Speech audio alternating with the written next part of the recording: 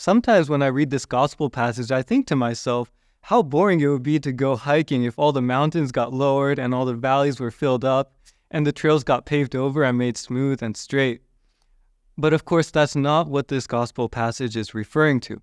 It's not referring to a literal physical transformation of the face of the earth, but to an interior purification of our hearts.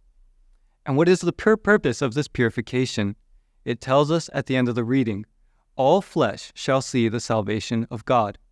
It's so that we can see God with a pure heart. Just like it says in the Beatitude of the Gospels, blessed are the pure of heart, for they shall see God. And how does this purification happen? St. John the Baptist tells us, by repentance for the forgiveness of sins. And one of the best ways we can receive this forgiveness is in the sacrament of confession. In confession, Jesus removes the mountains of our sinful deeds. He fills up the valleys of our defects. He straightens out our crooked and wandering thoughts, and he smoothens out the roughness and harshness caused by our uncharitable words towards others.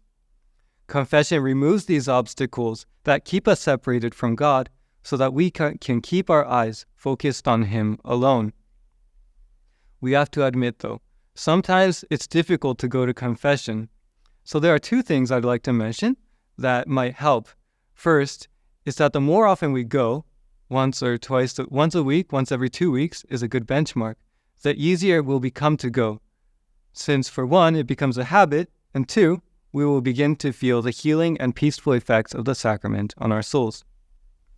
The second thing I'd like to mention is that we have to remember that any movement of our hearts, any desire whatsoever, no matter how small, is a precious gift from God given to us through the hands of Mary, and we cannot let it go to waste.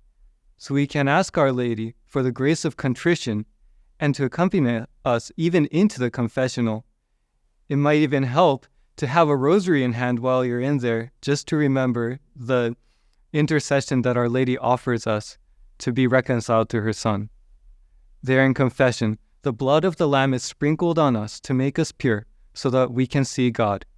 May Our Lady obtain for us the grace to make good, frequent confessions so that we can focus on climbing the one mountain worth climbing, the mountain of the Lord, and become the saints God is calling us to be.